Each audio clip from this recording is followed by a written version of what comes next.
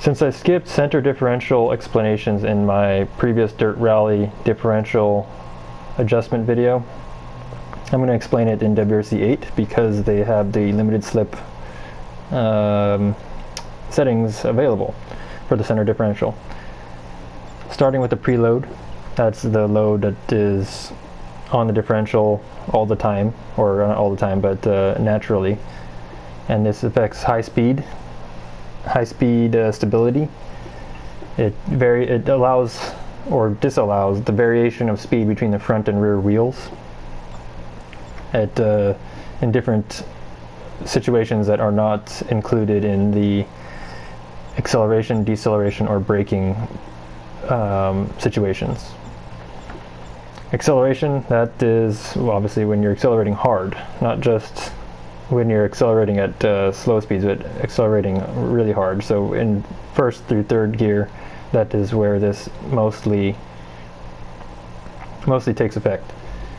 And from what I learned in Richard Burns Rally, is the center differential for the best performance while accelerating should be as locked as possible. This allows the front wheels to grab the road better. Basically, if the center differential is more open, the axle with the least grip will get all the wheel spin, and so you don't want wheel spin. You want traction. And under hard acceleration, you want the front wheels to, well, especially while turning, to pull the car into the turns. So having a high center differential lock on acceleration is paramount for that performance. Deceleration. It's labeled deceleration, could be labeled coast, or it could be labeled, I don't know what else they would label it, but deceleration or coast, this is well, off throttle, not on the brakes, or on throttle and not accelerating very hard. And carrying the information over from acceleration to deceleration is you don't really want the front and rear axles varying in speed much in both acceleration and coasting situations. So I have it fully locked in this scenario. You can vary it depending on your needs, but I like it fully locked. And Lsd Braking for the central differential, this effectively adjusts your brake bias in a more fine-tuned level. So in this sim, the brake bias can only be adjusted in increments of 5. And that is not ideal because there could be a better setting somewhere in between.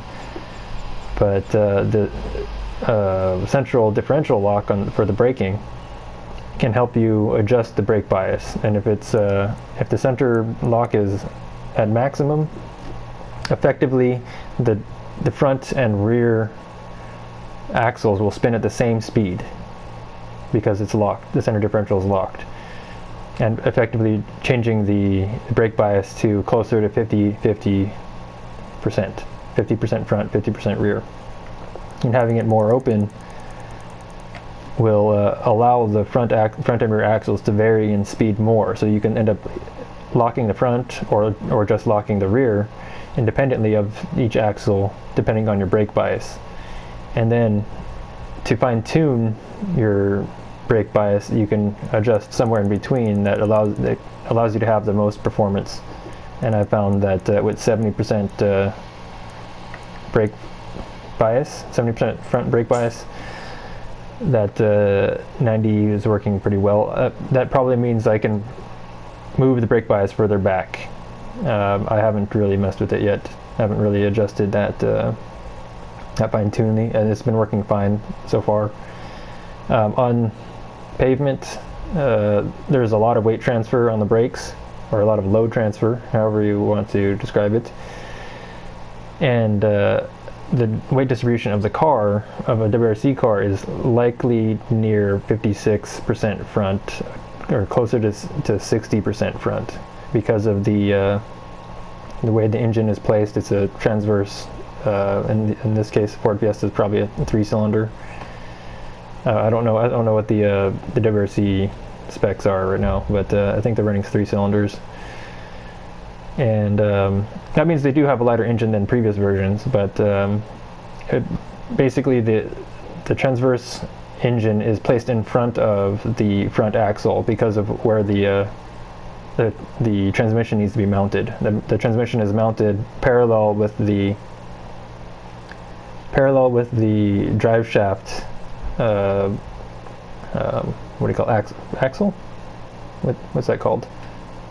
Something. It's parallel. It's mounted parallel to the drive shaft. Anyway, or not drive shaft, the crankshaft. That's what I meant to say.